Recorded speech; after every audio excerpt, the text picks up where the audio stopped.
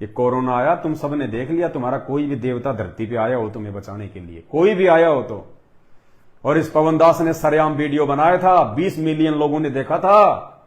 इस दास ने कहा था अपने गुरुदेव भगवान के आशीर्वाद से कि मैं पवन दास, यदि मुझे भारत देश के प्रधानमंत्री से आधे घंटे के लिए मिलवा दिया जाए और मैं लिखित में अपना एग्रीमेंट देता हूं, 16 दिन के अंदर अंदर यदि ये कोरोना भारत की सीमाओं से गायब नहीं हो जाए, मात्र 16 दिन के अंदर अंदर, अगर 17वें दिन हिंदुस्तान की सीमा में एक भी कोरोना का पेशेंट हो तो मुझ पवन दास को एफिडेविट लिख के दूंगा, सह परिवार किसी चौराहे पे नंगा करके फांसी तोड़ देना, जिंदा मुझे चौराहे में गाड़ देना। इस दास ने दावा किया था उस वीडियो में अपने गुरुदेव भगवान के आशीर्वाद से। किसी भी संत महात्मा ने नहीं किया, किसी भी साधु संत के जो है वो चेलों ने नहीं किया। सब अपने अपने घरों में रजाई ओढ़ के डर के मारे दुबके हुए थे, कहीं कोरोना ना आ जाए, कहीं कोरोना ना आ जाए। लोगों से हाथ मिलाने से भी डर रहे थे। पूरे विश्व में संत रामपाल जी के इस छोटे से अदने से 2 कोड़ी के भगत पवन दास ने वीडियो बना के अपने गुरुदेव का नाम पूरी दुनिया में रोशन किया था कि हां, धरती पे परमात्मा है, भगवान है और उसकी मैं शरण में हूं। और परमात्मा परमात्मा वाले काम करता है, वो भांगड़ा करके लोगों का डांस नहीं करता। देते मुझे मौका उस समय भारत सरकार, सबको पता चलता धरती पे परमात्मा कौन है। और तुम्हारे ये भगवान जिनको तुमने मंदिरों में बैठा रखा है, उन बेजान मूर्तियों को तुम्हारे पुजारियों ने खुद ने उनके नाक के ऊपर मास्क चढ़ा दिए, जो आए दिन टीवी में दिखाते थे कि फलाने मंदिर के पट बंद हो गए, फलाने मंदिर में भगवानों को मास्क चढ़ा दिया। अरे वो पत्थरों को भी मास्क चढ़ा दिया। वो तुम्हारे भगवान भी डर के हमारे मंदिरों में कैद होके बैठ गए कि भाई जाओ जाओ निकलो यहां से, हमें और लगाओगे कोरोना। फिर कौन से दिन के लिए भक्ति करते थे? मुसीबत में तो भगवान काम आता है, और मुसीबत से पहले भगवान ने अपने दरवाजे बंद करवा लिए और नाक पे मास्क चढ़ा लिया। पुजारियों को इतनी भी सोधी नहीं है, इतनी भी अकल नहीं है, पत्थर को कोरोना नहीं होता। कोरोना इंसान को होता है, जो जीवित होता है, जो देख सकता है, बोल सकता है, उसको होता है। अरे पत्थरों को कोरोना नहीं हो सकता। लेकिन उन्होंने तो अपनी मतलब अज्ञान का इतना परिचय दे दिया, पत्थरों को भी नाक के ऊपर मास्क लगा दिए। बताओ।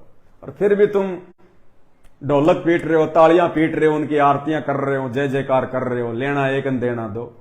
अरे वाह भाई वाह। इसको कहते हैं अज्ञान, पाखंड।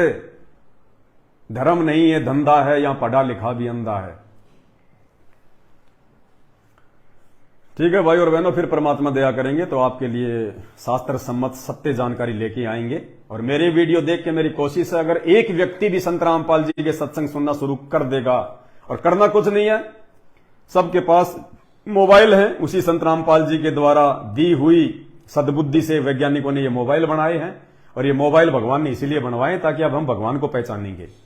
तो यूट्यूब सबके मोबाइल में होती है, यूट्यूब पे जाके सर्च करो सत्संग संत रामपाल जी महाराज, सृष्टि रचना संत रामपाल जी महाराज। बस रोजाना आधे घंटे वीडियो सुनो यार।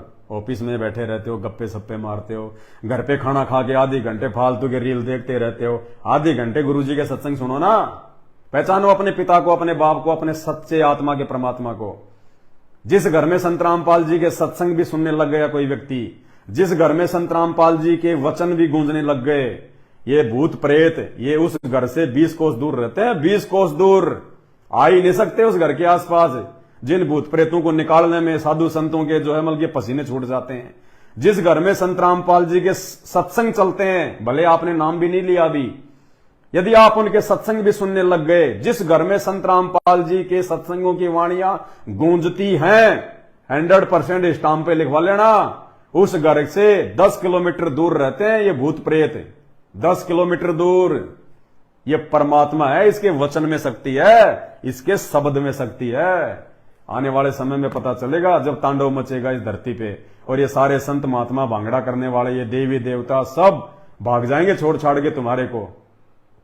अरे उत्तराखंड को और हिमाचल को तो देवभूमि कहा जाता है, सबसे ज्यादा देव पूजा वहां होती है।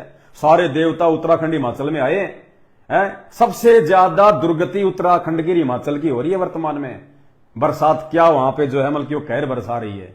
कहां गए वो देवी देवता? सो रहे हैं क्या? कहीं शादी में चले गए क्या? जिनको अपने भक्तों की इतनी भी सुध नहीं है कि हिमाचल में क्या हो रहा है। सबसे ज्यादा हमारी पूजा, हमारी भाग मतलब हिमाचल में निकाला जाता है, और हिमाचल की सबसे ज्यादा जो है दुर्गति हो रही है। क्यों हो रही है? क्योंकि आन उपासना सबसे बड़ा अपराध होता है। आन उपासना सबसे बड़ा अपराध है। तो भाई अब परमात्मा सबका बाप धरती पे संत रामपाल जी के रूप में उतर के आ चुका है। अब इन देवी देवताओं की बस की बात नहीं है, ये चाहकर भी कुछ नहीं कर पाएंगे अब, क्योंकि तारे और चांद ये रात को टिमटिमाते हैं, अपने आप में पता नहीं क्या समझते हैं, और जब सूरज सुबह उदय हो जाता है ना तो उनकी रोशनी फीकी पड़ जाती है, और जब सूरज दिन के 12 बजे उस समय तो वो चांद भी दिखाई नहीं देता। तारों की तो बात छोड़ दो। तो जब तक संत रामपाल जी नहीं थे इस धरती पे संत रूप में, तब तक ये नकली संत महात्मा देवी देवता अपने आप में पता नहीं क्या समझ रहे थे। और अब सबका बाप वो सूरज रूपी संत रामपाल जी भगवान कबीर परमात्मा धरती पे आ चुका है, प्रकट हो चुका है। अब ये चांद और ये तारे रूपी देवी देवता ब्रह्मा विष्णु महेश अब ये फीके पड़ जाएंगे। अब संत रामपाल जी ने वो ज्ञान दे दिया शास्त्रों का, इस ज्ञान के आगे सब फीके पड़ जाएंगे, सबकी औकात नजर आ जाएगी। कौन कितना सामर्थ्यशाली है, कौन कितना मतलब बलशाली है। वो खुद अपना भला नहीं कर पाए जब यहां आए हैं, हमारा क्या भला कर देंगे। वो 33 करोड़ देवी देवता और रावण की जेल में पड़े हुए थे, वो खुद नहीं निकल पाए वहां से, हैं, हमारा क्या भला कर देंगे।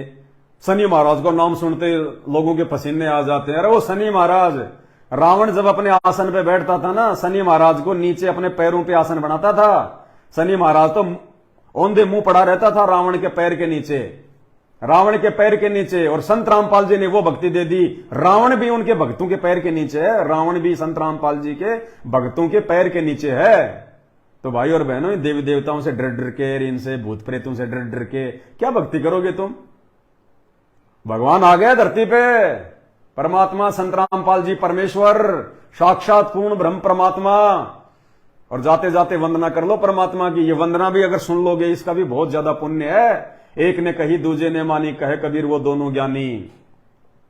परम पिता परमात्मा, सारी सृष्टि के रचनहार, कुल मालिक, असंख्य ब्रह्मांडों के स्वामी, जगत गुरु, तीनों लोकों में प्रवेश करके सबका पालन पोषण करने वाले राजा धीराज, आत्मा धार, नाथों के नाथ, देव के देव, महादेव, सर्वेश्वर, महेश्वर, मृत्युंजय, अजरो अमर, आदि अनादि, सनातनी प्रभु, जगत पिता जगदीश्वर, श्री श्री 1008 की उपाधि के वास्तविक अधिकारी, अकाल मूर्ति, सत स्वरूपी राम वासुदेव, सर्वगतम ब्रह्म, परम पूजे, प्रथम पूजे, परम संत, परम पुरुष, परम धनी, परम दयालु, सत्य कबीर, हक्का कबीर, अल्लाह अकबर, अल्लाह कबीर, अल्लाह ताला, जगत के तारणहार, जगत के मुक्तिदाता, जगत के जगन्नाथ, हारे के सहारे, हिंदुओं के राम प्रभु, मुसलमानों के अल्लाह, ईसाइयों के मसीह, सिखों के वाहे गुरु, जगत के जगन्नाथ, दया निधि, दया के सागर, करुणा निधि, करुणा के सागर, असली लीलाधर, मर्यादा पुरुषोत्तम, सब संतों में सिरमौर, संत शिरोमणि सतगुरु रामपाल जी भगवान की जय हो।